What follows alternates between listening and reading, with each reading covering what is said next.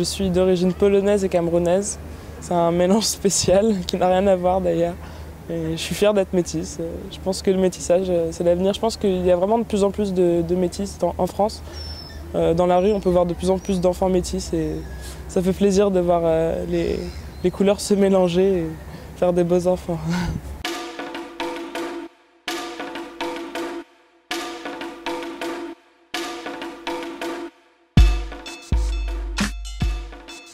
Je m'appelle Sonia, j'ai 18 ans. Je viens de Paris, j'y ai vécu toute ma vie. J'aime chanter, j'aime me balader à Paris, c'est une merveilleuse ville. Voilà. J'adore le centre de Paris, c'est le centre historique, il s'est passé énormément de choses ici. C'est magnifique, c'est très très beau et je pense que tous les touristes viennent ici pour découvrir la beauté de Paris.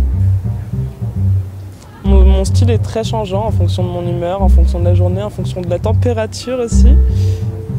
Parfois c'est sobre, uni, j'aime bien m'habiller en noir, j'essaie d'être élégante. Parfois c'est sportswear, parfois c'est un peu plus déjanté. Ça dépend des jours en fait. Et je pense que c'est le cas pour beaucoup de gens à Paris. En fonction de notre humeur, on s'habille différemment. Je pense qu'il y a des aspects de mon style qui sont très parisiens. Par exemple, les grands manteaux, je pense que c'est quelque chose de très très parisien. Les longs manteaux, il me semble que par exemple aux États-Unis, les femmes portent plutôt des manteaux courts ou des doudounes, des bombers. À Paris, on est très très manteau, robe noire, sobre, enfin toujours dans la sobriété. Ouais. Si des gens sont en train de me regarder, je sais pas, ça dépend de la journée. Ça dépend si je me suis préparée, que je me suis fait belle. Dans ce cas, je me dis qu'ils sont peut-être intrigués, peut-être par rapport à mes cheveux, qui sont pas trop communs, ou alors il y a des jours où on s'aime pas forcément et on se dit que c'est plutôt de la critique négative, ça dépend. Je suis partie à Budapest cet été, en Hongrie, et les gens s'arrêtaient dans la rue pour toucher mes cheveux parce qu'en effet, il y a peu de femmes noires dans les pays de l'Est et ils n'ont jamais vu de cheveux crépus et ça les étonnait énormément. C'était plutôt drôle. Des gens choqués comme ça, mais étonnés plus que... Enfin, c'était dans le bon sens, choqués. Ouais, je me sentais bien vis-à-vis de ça, d'être différente et finalement de plaire à des gens qui ne connaissent pas cette culture forcément. J'aimerais avoir les cheveux plus longs. J'aimerais avoir une grosse touffe comme ça. Je pense que je vais les laisser pousser très longtemps et que j'aurai ce que je veux. Quand j'étais petite, j'ai toujours voulu avoir les cheveux lisses et longs, comme toutes les femmes blanches. Et finalement, aujourd'hui, j'aime beaucoup mes cheveux, je les assume totalement. Mais j'aimerais toujours avoir les cheveux longs et pouvoir faire comme ça. Ouais. Je pense qu'on ne se rend jamais vraiment compte de ce qu'on est, même si on se voit dans le miroir, même si les gens nous disent qu'on est beau ou moche. On ne sait jamais vraiment si c'est vrai ou pas, ça dépend.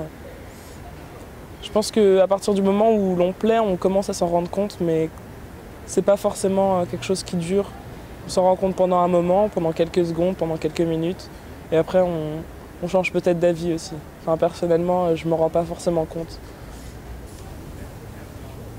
La pression médiatique sur la beauté des femmes s'applique surtout sur le culte de la minceur.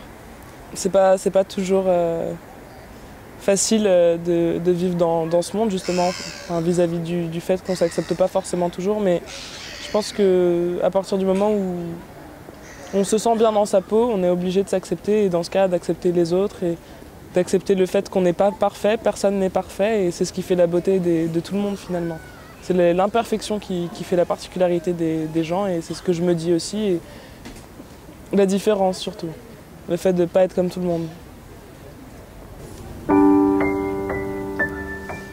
Si j'avais un seul message à passer à toutes les femmes du monde à propos de la beauté et de leur beauté, je pense que la simple chose que je leur dirais, c'est de s'accepter.